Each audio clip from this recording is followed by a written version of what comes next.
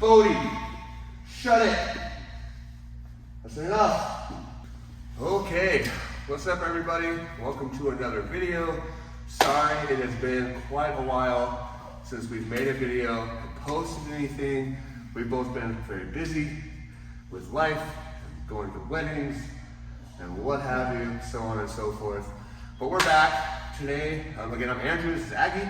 We're here at Next Jitsu in Folsom, and today we're going to be looking at Kimura traps, using Kimura traps as a half guard pass, and looking at what options there are from Kimura. We're going to go into 3 options from Kimura. There are many more. I generally run between about 9 and 10 options from Kimura. Also, as you can see, little bunny slippers. It is kind of cold. It got cold all of a sudden, so she had to put her little slippies on. But yeah, so we're gonna go into Kimura from Kimura trap and look at 3 options. We're gonna look at a back kick, we're gonna look at a reverse triangle, and we're gonna look at a quarter arm bar, all from a Kimura position, all based on what my opponent does in that scenario, okay? So we're gonna start from half guard here. And generally, I really like to go into this Kimura trap scenario when my opponent starts developing a good underhook, right? So let's go this way a little bit. So we're playing here, and she starts to set up a good underhook, and she's building up, developing head height. And now the worst thing possible is for me to allow this armpit to work up towards her shoulder, because if she gets stronger and stronger, the further I work up her shoulder. Imagine a 40-pound weight on the end of your hand. It's going to be hard to hold up and lift. A 40-pound weight here, you're going to throw it through the ceiling, right? So the lower towards her hand I get, the harder it is going to be for her to harass my position. The higher towards the shoulder, the better for her. So as soon as she develops this underhook, what I'm going to look to do is switch sides here and drop my weight low on her hand and kind of grab their butt. Right? I'm really looking to get a grip here. If it's in the gi, I can grab the material. If not, I'm just going to be grabbing some butt, right? So I'm looking to grab right here, okay? And then I'm going to sit myself out. So I put my hip on the mat and sit myself out. Generally, that'll break them down, right?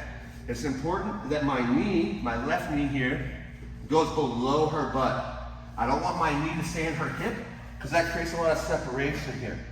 So as I do that sit out, my knee slides underneath her butt here. Now they're generally going to keep this underhook, okay? Because they want to work here. So I'm going to take my head side arm and go between her elbow and her body. I do not need to, nor do I want to, grab the wrists here. This is a mistake. I also don't want to push on the knee with my hand, because she's going to take her right hand and grab my wrist, the other, yeah, right there. And now I'm in a really bad spot. This is horrible, okay? So I'm going to use my elbow here to free my knee.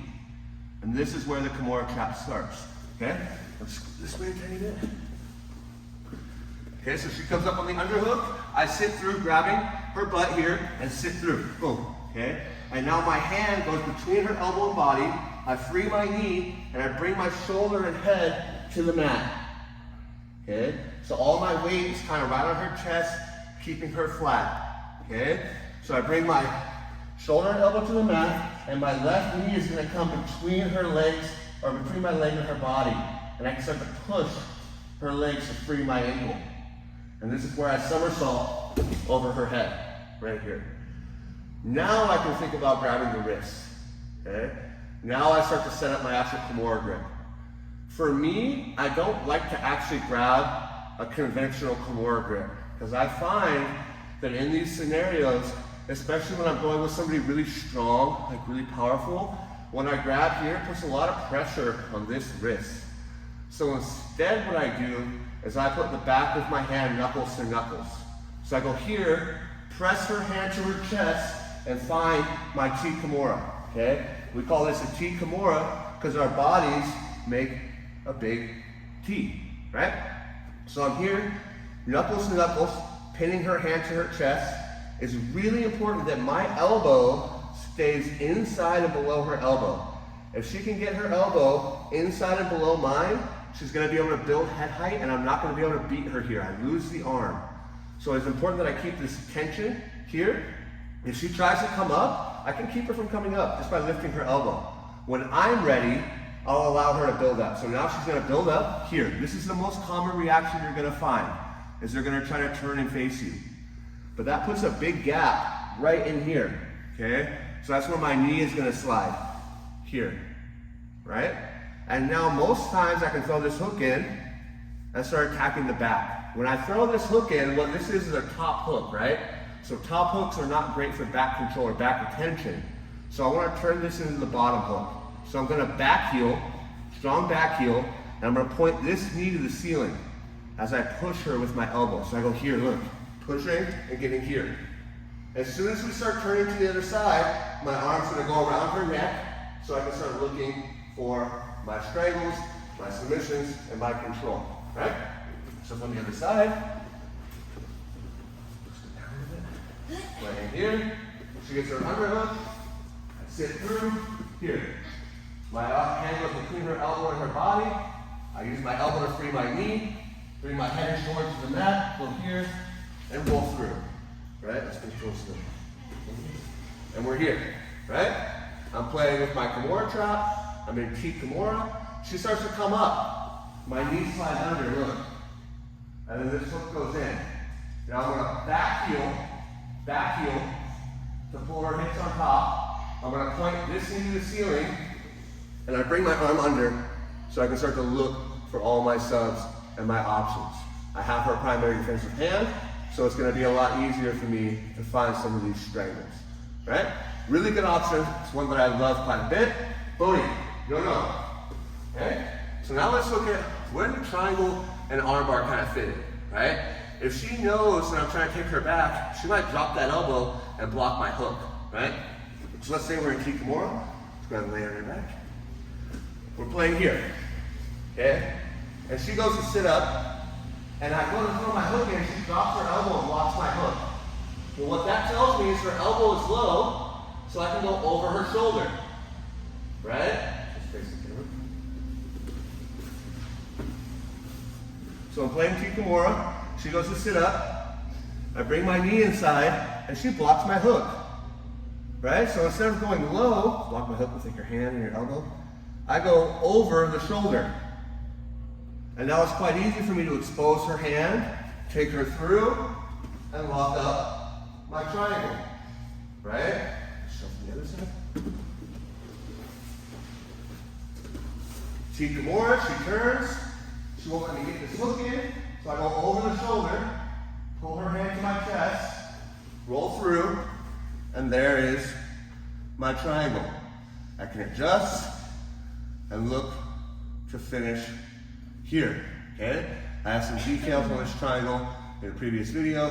I'll probably make a video directly focused on this triangle and all the finishing options that you can get into from here as well in another video. Also, this one's really good where you pull the arms, right? So there's probably 7 submissions within this one block. And lastly is the armbar. So let's say, same thing, I have Kimura trap. She turns, and she won't let me get the arm, the leg over, the leg inside the hook. I'm gonna push her down and throw my leg over her head. And now I'm gonna stomp to the mat. Boom, and that sits me up here in this quarter armbar. She's probably gonna have her hands together right here. When I get to the quarter armbar from a Kimura trap position or a Kimura position, I like to have my body angled diagonally down her body, not at 90 degrees. What that allows is this foot to come out and start playing all my options from here, okay? So again, let's face the other way.